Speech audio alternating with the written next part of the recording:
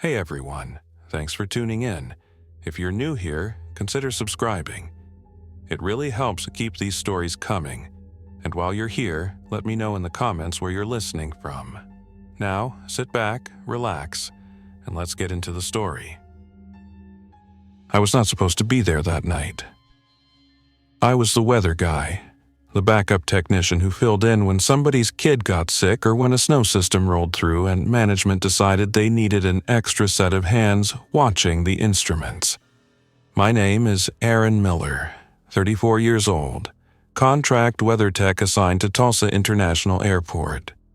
Most people who walk through the terminal never know someone like me exists.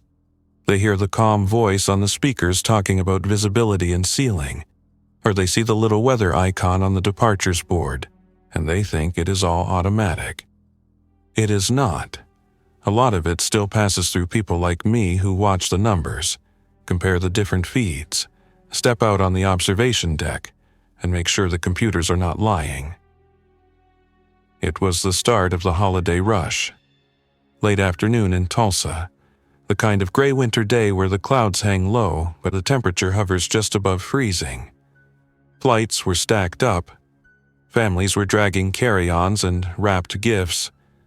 The parking lots were full and the line for security snaked back toward the escalators.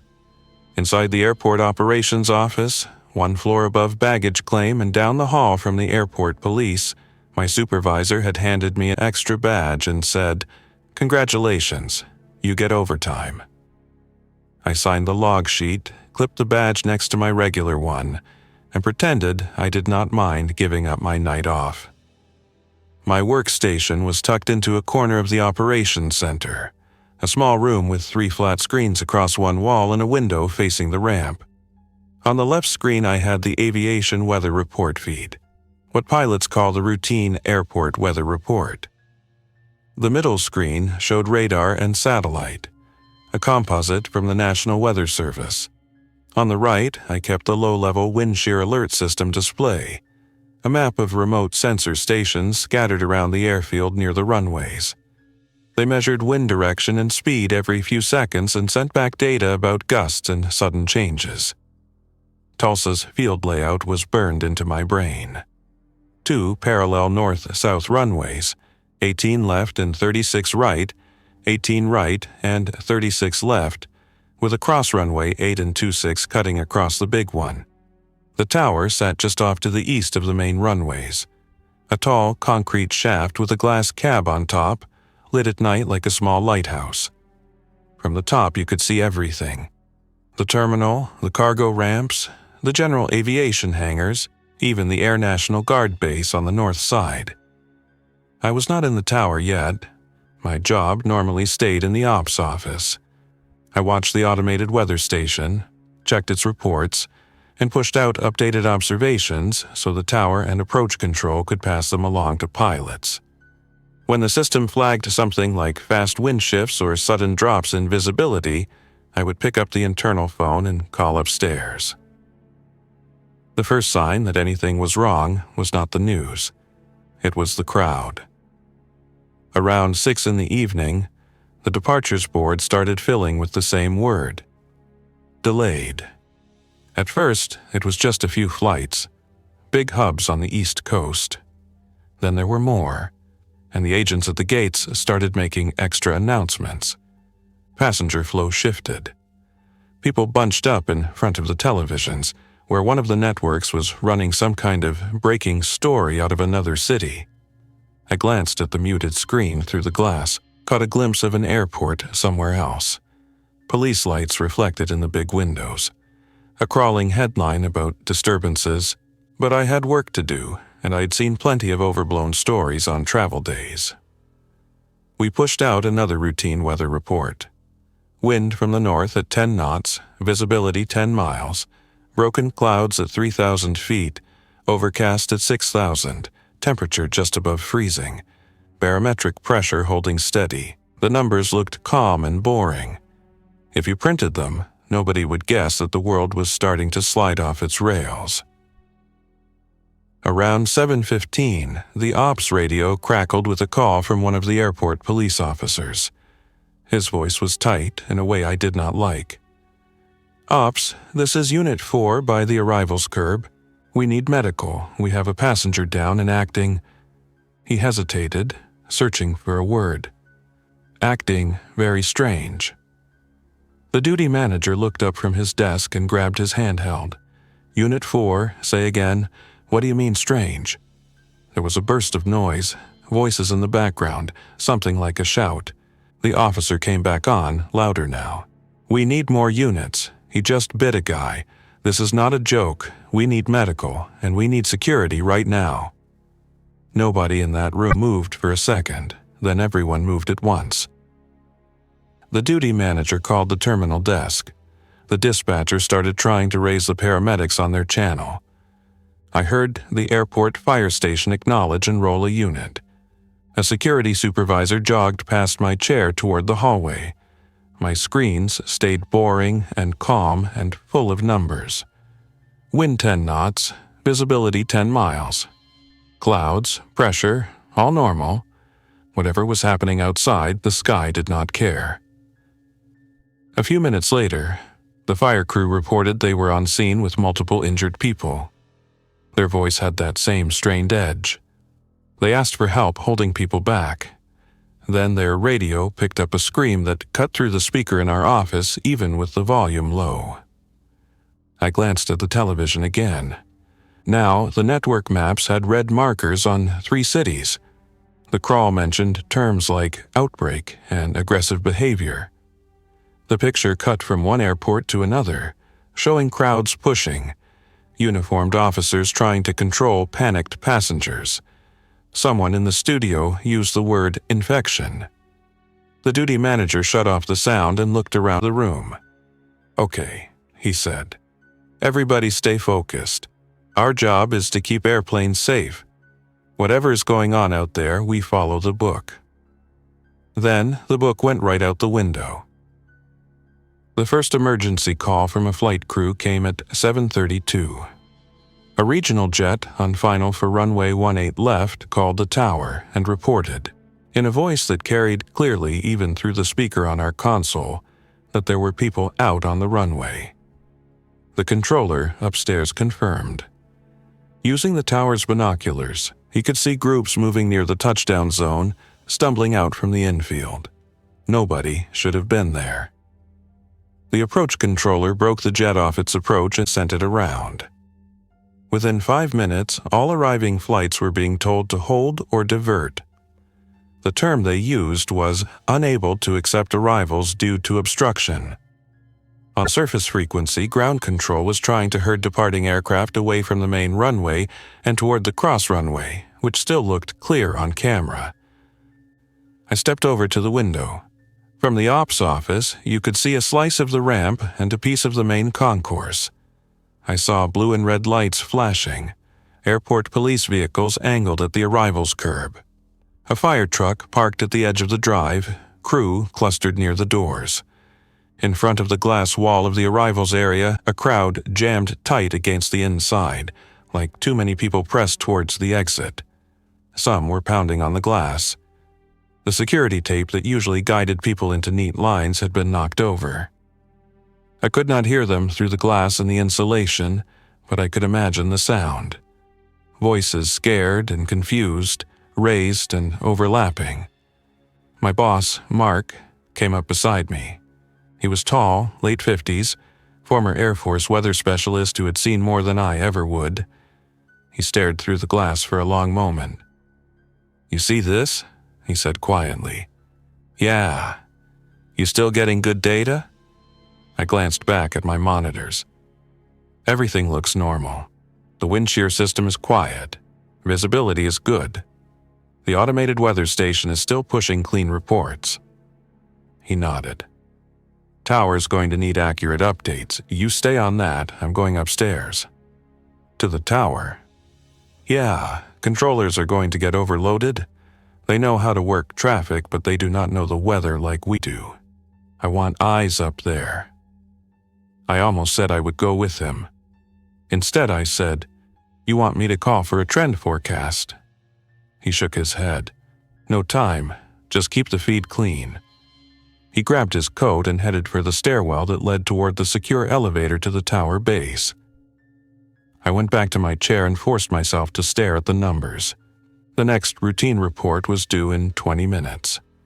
I watched the low-level wind sensors for any hints of gust fronts or shear that would make a go-around even more dangerous for those jets now circling above us. Over the next 10 minutes, the voices on the radios climbed in intensity. Ground control reporting that a shuttle bus had crashed near a taxiway. The fire station saying their crew was overwhelmed and could not reach some of the injured. Airport police units calling for backup and then going silent. The terminal public address system kept repeating a message to remain calm and follow staff instructions. The first time I heard the word infected on our internal channels, it came from a paramedic's microphone, almost accidentally, like it slipped out. Some of these people they're not responding to pain, they are just charging at anyone close. They must be infected with whatever this is. We cannot hold this line much longer. The duty manager made the decision at 7:50 to lock down the operations floor. He ordered the security officers remaining inside to secure the fire doors. The elevators to the public levels were disabled. Only the tower elevator and the service stairs to the base of the tower remained active, and both were badge-controlled.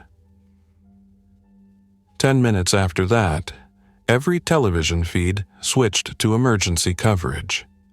They were showing clips from other airports now, bigger hubs where planes sat at gates while crowds ran across the apron. One close-up showed someone slamming against the cockpit door of a jetway bridge, their face twisted, hands banging on the glass. The anchors started using the word Outbreak without hesitation. I managed to keep my hand steady on the keyboard. I checked the visibility using the external camera, cross-checked it with the laser sensor, and updated the report. I listened with half an ear as the controllers upstairs turned away inbound jets, sending them to other airports. Oklahoma City, Dallas, Kansas City. One pilot asked, "What is going on down there?" The tower controller said, "Ground security issue. Recommend fuel diversion." At 8:15, Mark called down on the tower line. I picked up. "Aaron," he said, voice tight, "listen carefully. I need you up here." "Up in the tower?" "Yeah. We have one controller trying to handle everything and half the crew has already bailed to find their families. I need another set of hands on the weather console. Bring your laptop and a handheld radio. Badge yourself through the service stairwell, not the main one. We just had a group try to rush the elevator lobby." I hesitated, looking toward the door of the ops office. The hallway beyond it suddenly felt very long and very exposed. "Is it safe?" I asked. "Safer than where you are. The tower doors are steel. We can lock them from the inside. Once you are in, we shut down access. You get here, you stay here, understood?" "Yeah." "You have 30 seconds, go." That decided it. I grabbed my laptop, my handheld radio, and my coat. The duty manager caught my eye. "Tower?" he asked. "Mark's request," I said. He nodded once. "Move quick." The hallway outside felt wrong the second I stepped into it. The noise from downstairs had changed, turned from the muffled hum of a crowded terminal into something more chaotic. There were shouts, some sharp banging sounds, and once a scream that cut off too fast. The fluorescent lights flickered once, then held. I swiped my badge at the secure door to the service stairwell, heard the lock click, and slipped inside. The stairwell was concrete and metal, tight and echoing. My footsteps rang as I climbed. At the intermediate landing that connected to the tower base, I heard someone pounding on a lower door. A voice, raw and hoarse, shouted for help. I froze. "Somebody there? Please let me in." I wanted to answer. My hand actually went to the railing as if I might go back down one level and open the door. But then I remembered what Mark had said. Once I went up, I stayed up. I also remembered the paramedics' warning about people who would not respond to pain, who would charge at anyone close. The voice below banged again, then turned into a kind of frantic scratching at the metal. I swallowed hard, forced my legs to move, and climbed to the next landing. I swiped my badge at the door to the tower base. This time, a second lock clicked as well, and the door opened inward. Mark stood there with a handheld radio in one hand and a metal bar in the other. His face looked older in the harsh light. "Inside," he said. I stepped through, and he slammed the door shut. He dropped the bar across the mounting brackets welded to the frame. It turned the ordinary fire door into something closer to a barricade. He then keyed a code into the panel beside the door that disabled remote access. "If anybody is left down there," he said quietly, "they're on their own now." We rode the tower elevator up together, the car humming as it climbed the concrete shaft. There were no mirrors, no emergency posters, just scuffed walls and the low whine of the motor. My heart thudded in my ears. "You understand what is happening?" he asked. "Some kind of infection," I said. "Spreading through airports, through cities, people getting aggressive." "That is the cleaned-up version," he said. "We have had pilots declaring emergency with sick passengers on board. We have had gate agents sending messages about people suddenly turning on family members. Whatever this is, it spreads fast. It is not just here." "How do you know?" He tapped the radio in his hand. "Guard frequency. Pilots from all over talking about the same thing. Mayday calls from other airports, from highways, even from small fields. I heard a crew from a little airfield south of here say that they lost their entire fire staff in less than 10 minutes. How long has this been going on?" "Longer than we knew," he said. "The news is behind it. We caught hints over the last couple of days, weird diversions, passenger illnesses. We did not realize what it was until it was too late." The elevator slowed, then opened into the tower cab. The cab was a wide octagon of glass and consoles, surrounded on all sides by the view of the airfield. At night, it usually felt like the inside of a lighthouse, with the scattered points of runway lights and taxiway markers stretching off into the dark. Tonight, those lights flickered off plumes of smoke and pockets of flickering orange where vehicles burned. To the west, near the main terminal, the ramp was a mess of stopped aircraft and emergency vehicles. One narrow-body jet sat at an angle to its gate, jet bridge still attached. Another was parked halfway off its center line on a taxiway, with its navigation lights still on and the engine on the far side slowly spooling down. A service truck had crashed into a light pole, its hood crumpled. Down at ground level, tiny moving figures ran along the apron and across the taxiways. Some were in uniforms, bright safety vests reflecting the lights. Others were passengers still in coats and rolling bags, dragging children. Intermixed with them were others who moved in a different way, jerky, uncoordinated, stumbling when they should have fallen, yet somehow staying on their feet. When one of those caught up with someone running, they went down together in a tangle. I could not see the details from this distance. Maybe that was a small mercy. A lone controller sat at the central console, headset on, eyes flicking between his radar screen and the field below. The radio chatter poured from his speaker. Aircraft call signs, vectors, instructions to hold, instructions to divert. Tulsa Tower, this is Flight 784. Fuel is getting low, we cannot hold much longer. Flight 784, Tulsa Tower, I understand. Recommend immediate diversion to Oklahoma City or Springfield. Tulsa is currently closed to all landings due to unsecured ground situation. The pilot came back, voice tight. We do not have the fuel for that, Tower. We were already in extended holding. We need a plan. Mark clapped a hand on my shoulder. Your station is over there, he said, pointing at a secondary console with a weather display and a small window facing north. "You keep this airport's weather reports flowing as long as we have power. The more reliable we are, the better chance those guys up there have to find somewhere safe to go." "What about us?" I asked. He looked around the cab, at the stacks of equipment and the reinforced door to the stairwell. "For the moment," he said, "we are in the safest place in this whole city." We worked like that for the next 3 hours, hands moving automatically while our brains tried to catch up. I called up the automated station's reports, checked the visibility with the camera and the human eye, verified the wind speeds from the sensors near each runway. The wind remained steady from the north at around 10 knots. Visibility dropped slightly as smoke from a fire on the cargo ramp drifted across the field, so I adjusted the report. I keyed the updated observation into the system and transmitted it so pilots could see that, at least as far as the weather was concerned, Tulsa was still stable. On another frequency, approach control vectored outbound traffic away from the airspace. They used calm voices that belied the tension underneath. "This is Tulsa approach. Be advised, Tulsa Airport is closed to arrivals. We are coordinating with Kansas City Center for reroutes and diversions. Expect further instructions."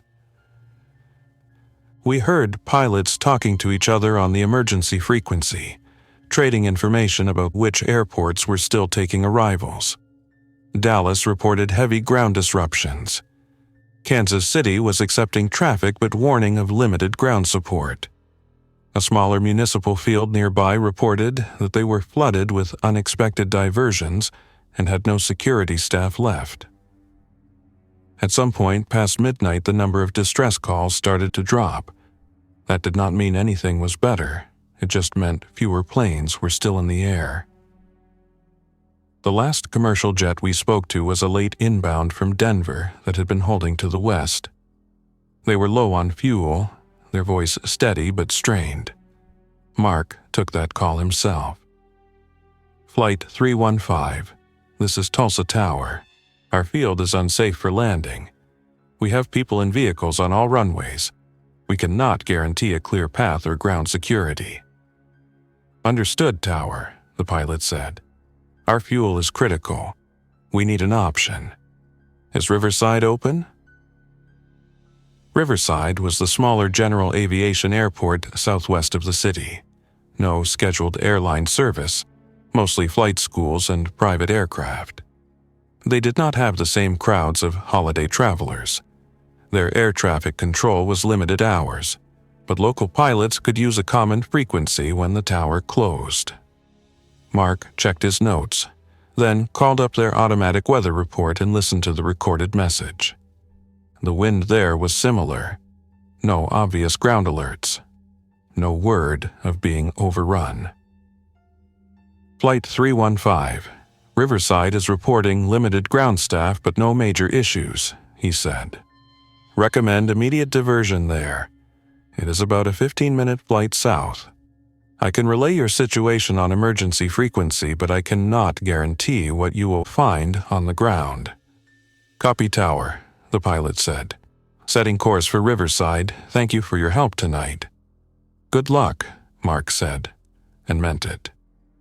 We listened as the jet switched over to the approach frequency for the area. We heard their call to Riverside's advisory. Then we lost them as they went below our horizon. After that, the sky around Tulsa went quiet. The radar display still showed some targets, mostly military transports at higher altitudes, but they were not talking to us. The main commercial traffic had been diverted or had landed elsewhere. The airport below us was effectively abandoned, except for the scattered groups of people still running, still being chased, still trying to find a way out. Around 2 in the morning, the commercial power flickered and died. The monitors went black. The lights in the cab clicked off, then on again at reduced brightness as the control tower's emergency generator kicked in.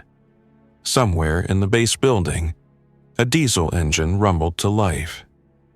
Mark let out a slow breath. "There goes the grid," he said. "We are on our own power now." "How long will it last?" I asked. He squinted at the status panel on the wall. "If they did their maintenance, we have a fuel tank good for a couple of days of full load. More if we shed non-essential systems. Radios and a few lights take a lot less than full runway lighting. After that..." He looked at me, and I could tell he already knew the answer. "After that, we hope somebody comes, or we start thinking about other options." We stayed in the tower cab until sunrise. By then, the top level of the terminal was dark except for a few emergency lights. The fires on the ramp had mostly burned out. The groups of moving figures had thinned. Some lay still where they had fallen. Others wandered aimlessly across the tarmac, bumping into vehicles, circling back toward the terminal. Down on the access road, I saw a line of military trucks and what looked like armored vehicles parked near the perimeter fence. There were no people moving around them. Either the teams had gone inside or something had happened to them too. At 7 in the morning, Mark finally unclipped his headset and rubbed his eyes. "Get some rest," he said. "We are not going anywhere for a while. We need to set up shifts." "How many of us are there?" I asked. He counted on his fingers. "You, me, Jake at the main console, and Sam, the ground controller who left an hour ago to check the stairwell bathroom and never came back." He checked the stairwell door to make sure it was still locked. "So, let us call it 3 confirmed for now." I swallowed. Just 3 people running an entire tower and hiding from an outbreak. He gave a humorless half-smile. "Tower traffic load just dropped to 0, so that helps." We found a rhythm over the next few days. The tower cab had a small break room at the back with a mini fridge, a microwave, a coffee machine, and a storage closet that doubled as an emergency supplies locker. There were cases of bottled water, packets of shelf-stable meals meant for long shifts during storms, and some basic first aid. There were also blankets, a folding cot, and a stack of old chairs we could use as makeshift beds. We inventoried everything, deciding how far we could stretch it. If 3 people stayed, eating 2 small meals per day, we could probably make it 30 days before we were truly desperate. The limiting factor was water more than food. The bottled stock would last a while, but after that, we would need to figure out something else. The sink had running water while the generator ran, but we had no idea how long the pumps feeding this part of the airport would keep working. Mark suggested we fill every spare container we had while the taps still produced clear water. So we did. Coffee carafes, empty bottles, even plastic storage bins lined with trash bags. For the first week, we kept the radios on most of the time. Few pilots were still flying over Tulsa at low altitude, but we monitored the emergency frequency for any word from the outside. We picked up scattered transmissions, a cargo crew somewhere over Texas trying to find an open field, a helicopter pilot talking about setting down on rural highways, a small plane calling a mayday due to a sick passenger who had turned on the rest of the cabin. We heard less and less from organized air traffic control facilities. Approach control sectors that had been full of calm voices now had long stretches of silence. Once in a while, a new voice would break in to say that a particular facility was shutting down, that controllers were being evacuated, that staffing was gone. On the ground, the scenes shifted slowly. By day 3, most motion on the ramps and taxiways had stopped. The moving figures we could see from the tower were almost all of the same type now, stumbling, erratic, wandering back and forth along known paths like passengers still cycling through the motions of boarding and deplaning. They would bump against the sides of parked aircraft, smear their hands on the fuselage, then turn and wander back towards the terminal. Once in a while, we would see one of them stop and look up at the tower, as if sensed something. Maybe they saw movement behind the glass. Maybe it was just random.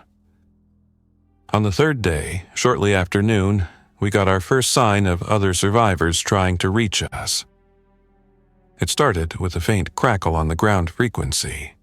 Jake was on duty at the main console, flipping through the radios more out of habit than necessity when he heard it.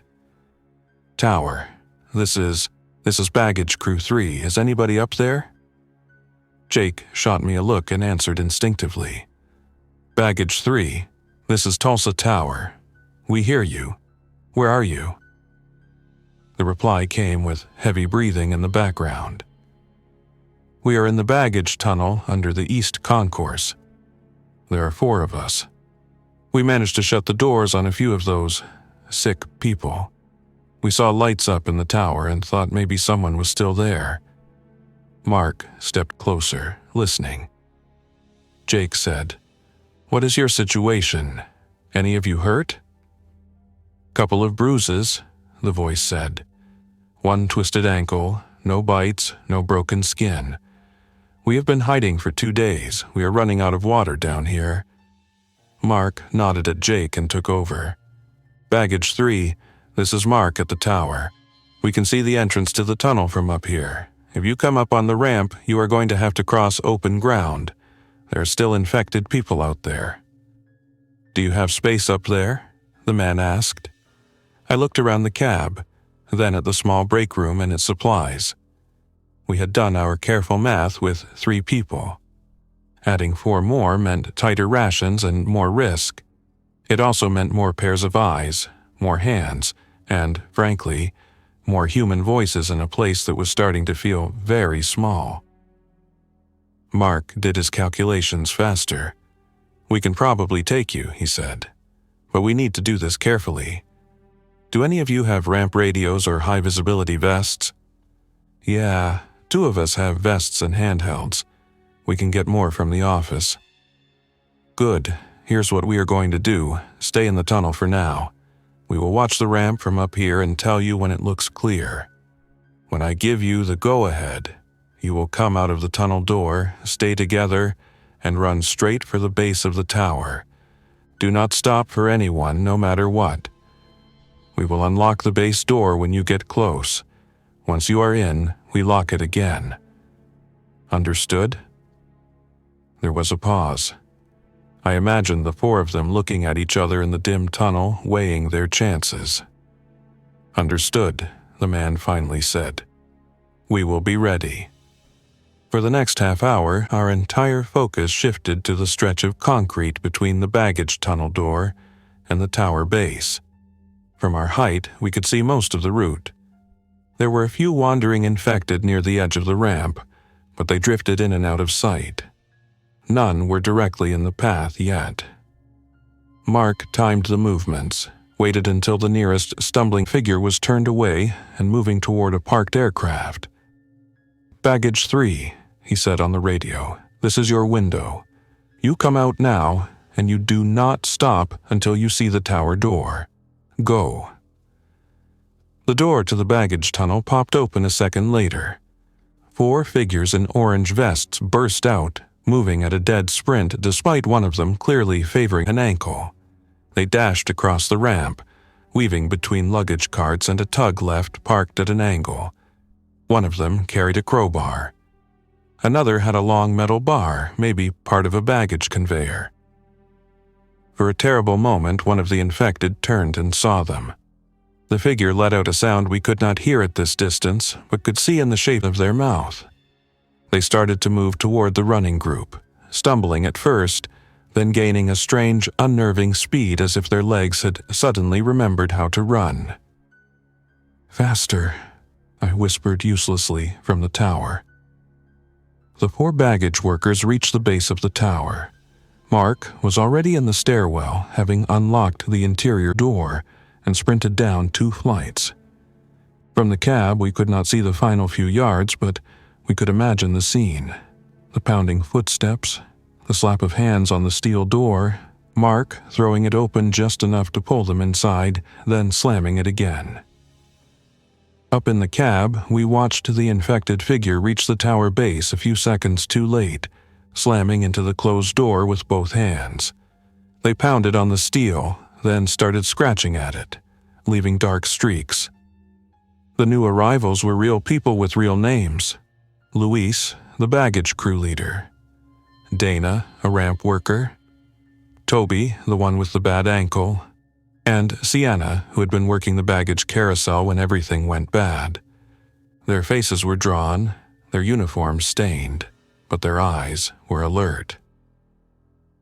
We checked them for injuries as best we could, asked over and over about any broken skin, any contact with fluids or bites. They shook their heads. They had seen enough downstairs to know what we were asking about. "We have been taking turns staying awake," Luis said, voice hoarse. "There were people down in the tunnel with us at first. Passengers, a couple of other crew, but one of them started feeling sick. We saw what happened upstairs. We could not risk it. We had to leave them in the side room and lock it." He did not elaborate, and I did not ask. With 7 people now in the tower, our little routine changed. We now had enough to split into real shifts. 2 people on radio and lookout duty at any time. 1 person always by the stairwell door with a metal bar ready, others resting in rotating turns. We rearranged the furniture in the break room and storage closet into sleeping spaces, hanging blankets for a little bit of privacy. The days blurred. Sometimes we would go hours without hearing another voice on the radio. Then, in the middle of the night, the emergency frequency would come alive with a helicopter crew somewhere over Oklahoma trying to find a place to set down. "This is Medical Helicopter November 48, a voice said one night. "We are low on fuel. We have 2 patients on board and 1 crew member with possible infection. We cannot go back to the hospital. Does anyone have a secure landing area we can use?" Mark answered before I could. "November 48. This is Tulsa Tower. Our field is overrun. We cannot guarantee your safety on the ground. There's a smaller field east of the city, Harvey Young Airport, mostly general aviation, no scheduled airline service. It may be quieter there. We can relay your situation on emergency frequency." The pilot's voice came back, tired but still professional. "Copy, Tulsa. Heading that way. Appreciate any heads up you can provide." Once again, we relayed their call. Once again, the other end of the radio was mostly silent. Sometimes the pilots we talked to did not make it to wherever they were going. That was the part that started to eat at all of us. You put your voice on the air, you give them your best judgment, and then you hear only static. Around day 10, cabin fever started to set in. The tower cab is big enough for a working shift, not for 7 people living together full-time. Every noise grated, every small habit became amplified. Toby snored. Sienna hummed quietly when she was nervous. Dana had a habit of tapping her fingers on the console when thinking, a little staccato rhythm that set Mark's teeth on edge. I caught myself snapping at people over minor things. Who had taken the last coffee packet? Who had left the binoculars out of place? We had to make rules. Quiet hours. Rotating chores. A schedule for rationing food and water that we posted on the break room wall. If someone wanted to look for more supplies in the base building, they had to clear it with the group and go in pairs, always with radios, always with weapons ready. Weapons. I never thought I would be part of a group that used that word seriously, but the world below us had changed.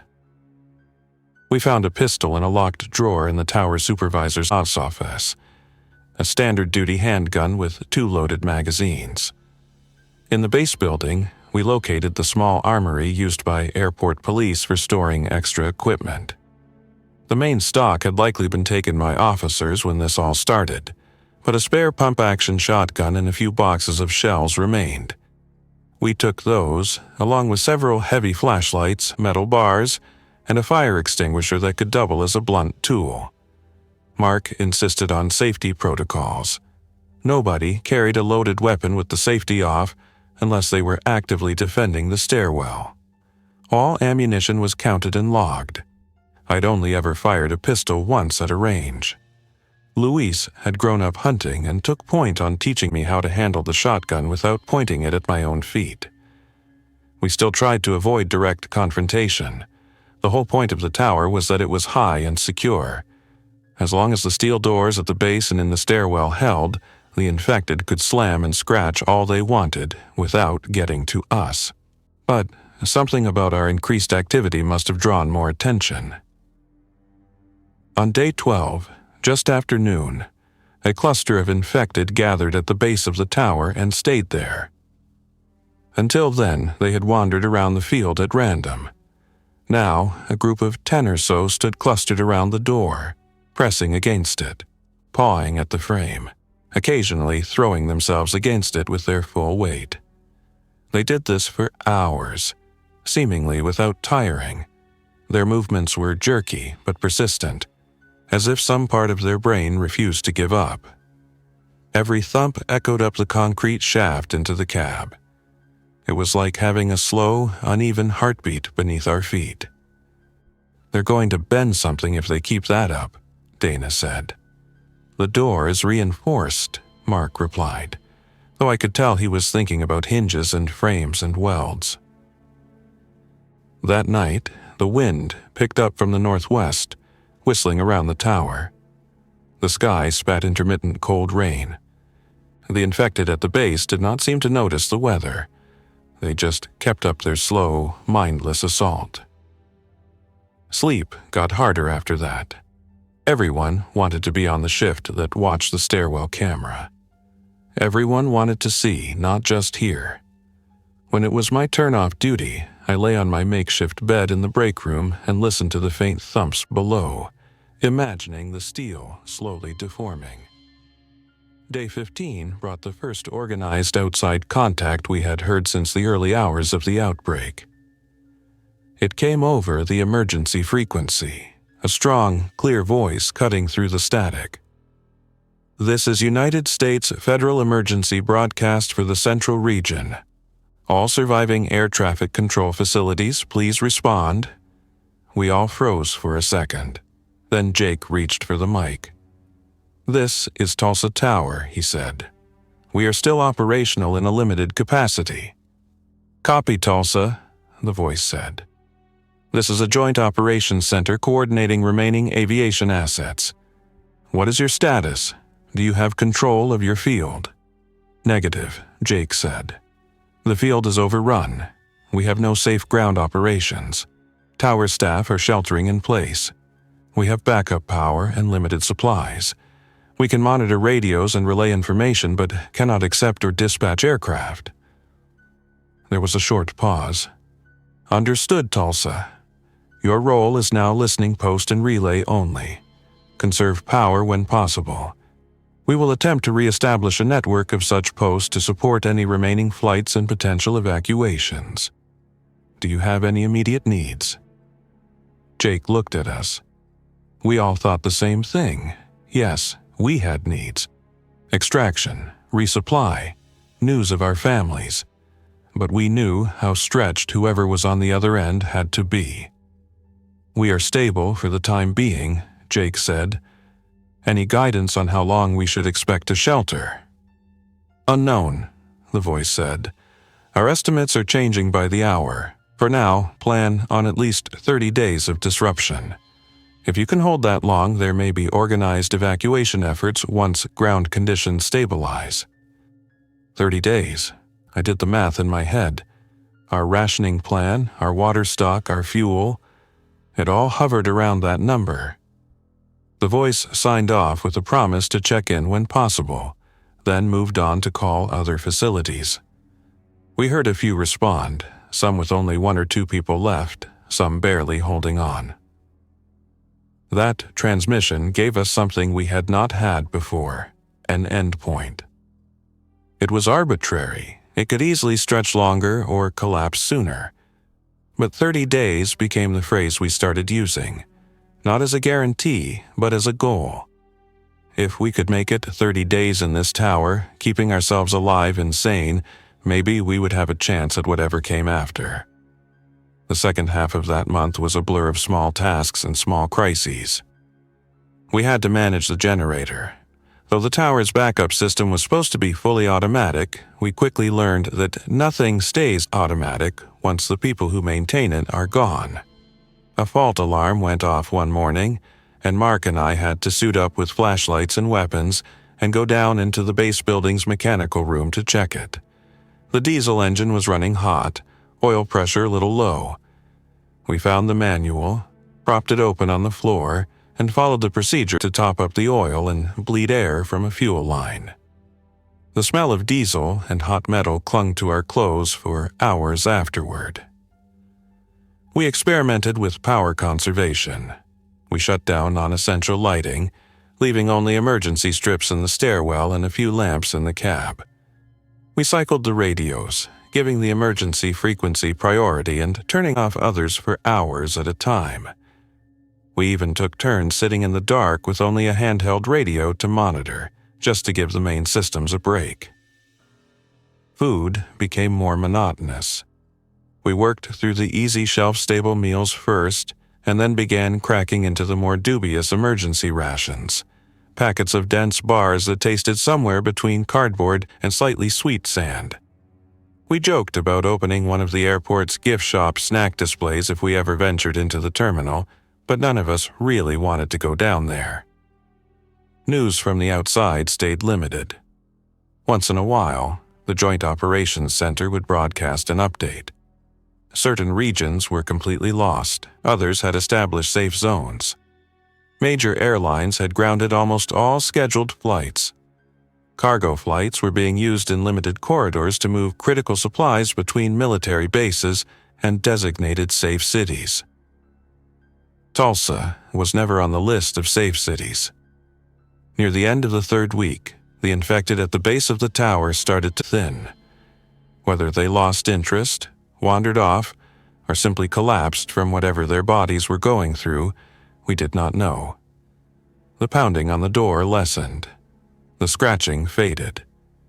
The concrete shaft felt quieter. On day 22, we heard something different. The steady thump of rotor blades approaching from the south. We rushed to the windows. A military helicopter, dark green and squat, approached low over the tree line, banking toward the field. Its rotors whipped debris on the ground into spirals.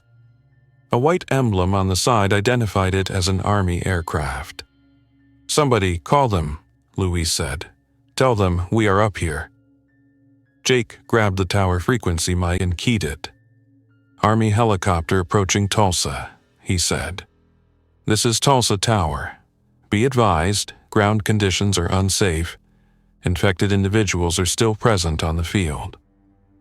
The helicopter's pilot responded, his voice surprisingly calm. "Tulsa Tower, this is Army helicopter tail number ending 57. We are aware of ground conditions. We are on a reconnaissance and limited extraction mission. Do you have personnel needing pickup?" We all looked at each other. Mark answered slowly. "Affirmative, Helicopter 57. We have 7 survivors in the tower. We have been sheltering in place since the start of the outbreak." "Copy. 7 survivors," the pilot said. "We do not have immediate capacity for 7. We can take 3 on this trip. We are operating from a temporary base outside the city. We can attempt multiple runs as conditions allow." The room buzzed with sudden energy and with it tension. 3, Dana said, "out of 7. "Who decides?" Sienna asked. Mark held up both hands. "Nobody decides anything in a hurry," he said. He keyed the mic again. "Helicopter 57, what is your estimated time on the ground? Are you planning to land near the tower or somewhere else?" "We can hover near the apron adjacent to the tower," the pilot said. "We cannot risk setting down fully. We will lower a cable. You must be ready to move quickly. We do not want to linger in that airspace." "Understood," Mark said. He muted the radio and turned to us. "We need to make a choice, and we need to make it fast. Who goes first? assuming we trust them enough to go at all. The thought that we might not trust them had not crossed my mind until he said it, but he was right. We had no way to verify that wherever they were taking people was any safer than here. On the other hand, staying in the tower until the generator died and the water ran out was not exactly a solid plan either. "I say families first," Louise said automatically, then stopped. None of us were here with family. Our families were scattered across the city, maybe already in safe zones, maybe in the middle of the chaos. "Medical issues?" Dana said, glancing at Toby's ankle, which still swelled if he moved too much. Toby shook his head fiercely. "I am not going first. You need someone who knows the layout downstairs. I can still walk." They were all good reasons, all bad options. My brain tried to calculate odds, to assign numbers to risks. In the end, it came down to two questions. Who could last longer materially in this place, and who could do the most good if they made it out? Mark made the call. "Luis," he said, "you go. You have kids in the city. If there's any chance of reconnecting with them, you should take it. Dana, you go too. You have the medical training from working with the fire crews. Wherever they are taking people, they will need that. And Jake." Jake blinked. "Me?" "You are burned out," Mark said plainly. "You've been working the main console non-stop since day one. You have the most tower experience if they set up somewhere else. And if this place fails, someone who knows how to rebuild air traffic procedures is going to be valuable." I half expected Jake to argue. Instead, he just nodded slowly, eyes wet. "What about you?" he asked Mark. "You have the most experience of all of us." Mark shook his head. "I am old. I am not fast. I have less family to worry about. I stay, at least for now." They tried to argue with him, and he cut them off with a raised hand. "We can revisit this if they come back," he said. "For now, this is the plan." We hurried to gather what little gear the three would take. Small backpacks with water, some of our remaining ration bars, copies of written notes we had taken about the situation in Tulsa. No large luggage, nothing that would weigh them down. Down below, the helicopter circled, then held position near the tower apron, rotors beating the air into visible rings of dust and debris. A crew member stood in the open side door, harness clipped, ready with a cable. We unlocked the stairwell door to the base and opened the interior hatch. The sound of the helicopter slammed into us, a continuous roar. The air smelled like jet fuel and dust. "Remember," Mark shouted over the noise, "do not stop for anything. Do not look back." Luis, Dana, and Jake nodded. They each grabbed a weapon, not to use it, but to avoid leaving it for anyone who might breach after we were gone. Then they sprinted down the stairs and out the base door. From the tower cab, we watched it play out as if in slow motion.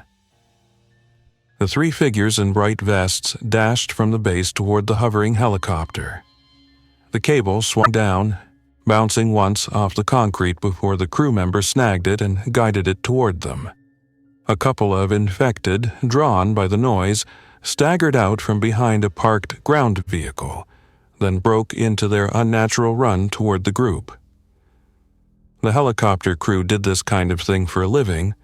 Their movements were efficient. They clipped harnesses, pulled people into the door, hauled them up with a practiced speed.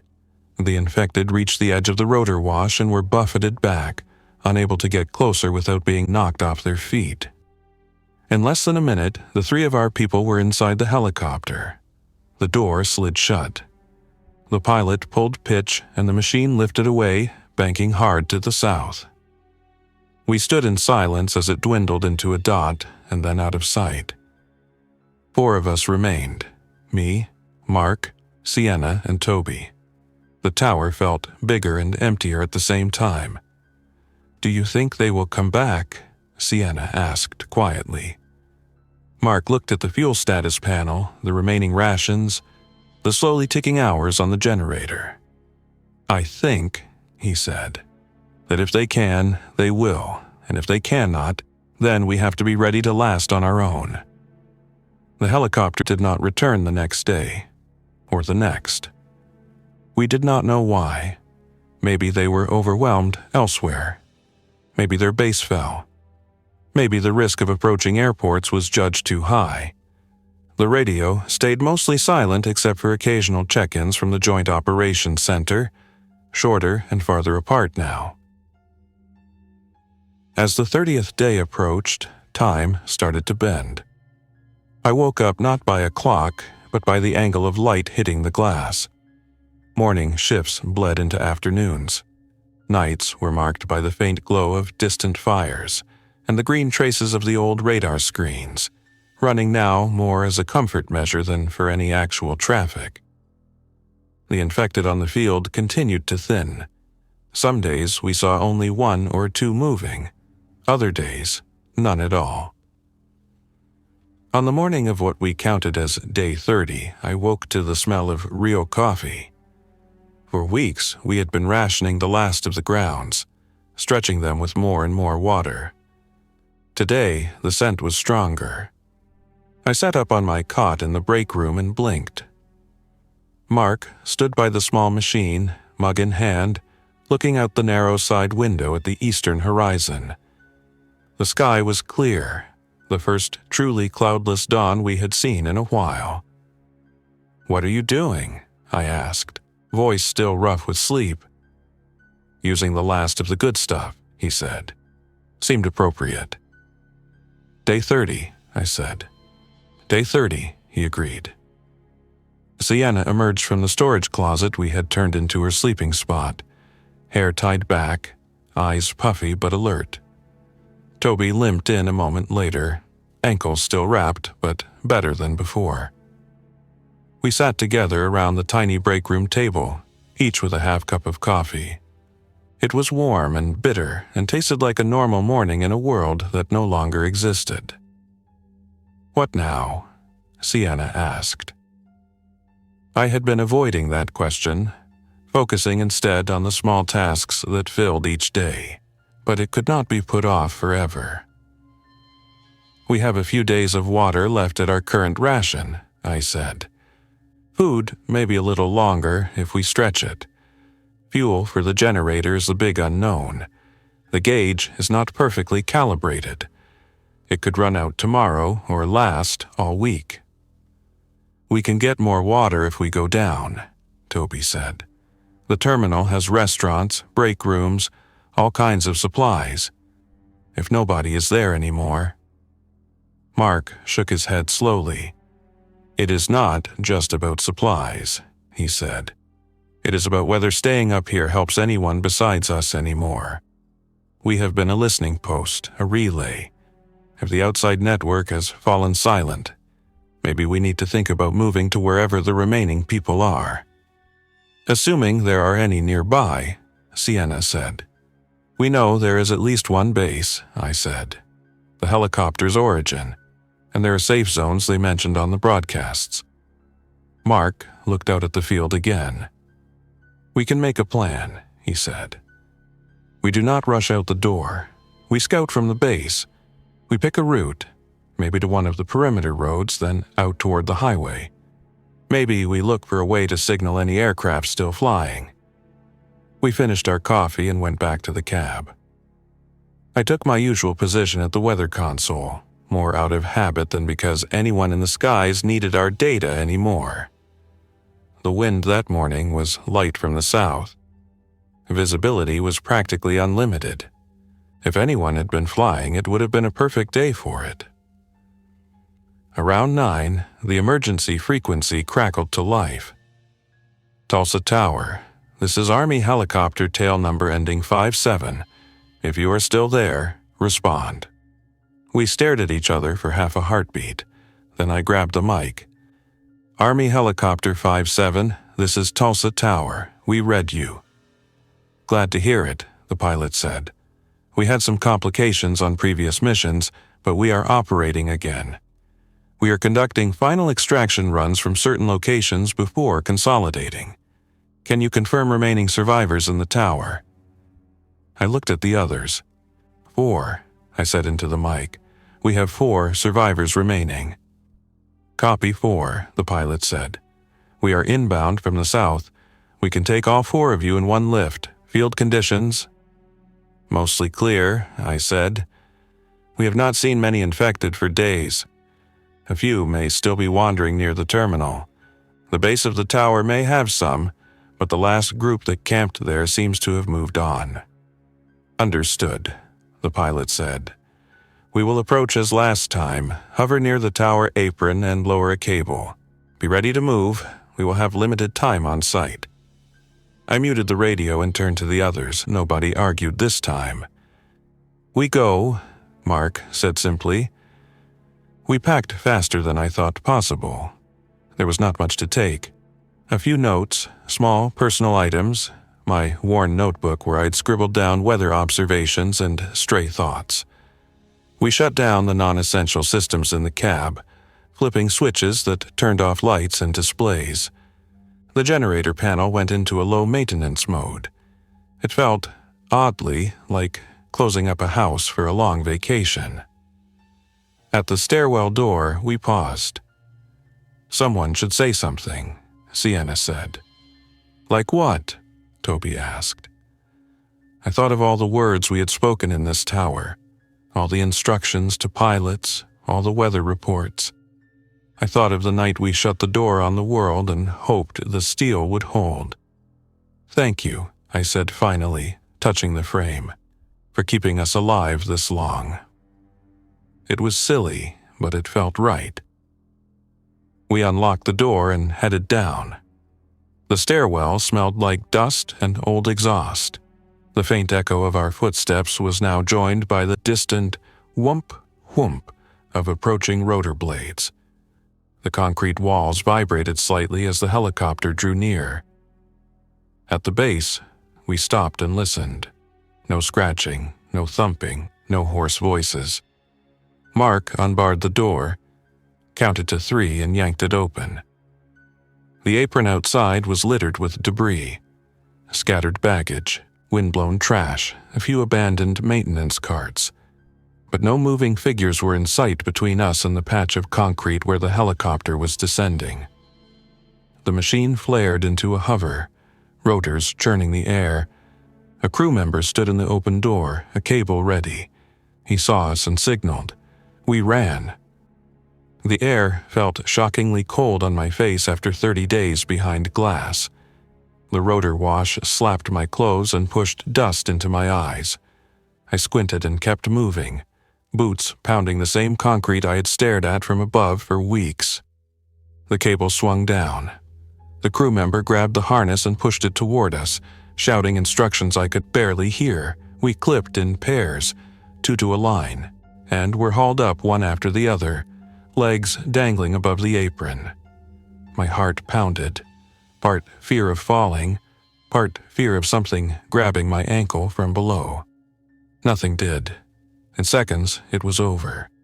We were inside the helicopter, the door sliding shut, the world outside reduced to the small rectangle of the window. Through that window, I saw the control tower where I had spent the last month of my life. The glass cab glinted in the morning sun. The concrete shaft rose from the empty field like a monument. For a moment, I could almost see our reflections from all those nights, staring out at a burning world. The pilot pulled away, banking south. The tower shrank and then slipped behind us. We did not talk much on that flight. The crew gave us water and noise-dampening headsets. They had their own stories etched into their faces, but this was not the time to tell them.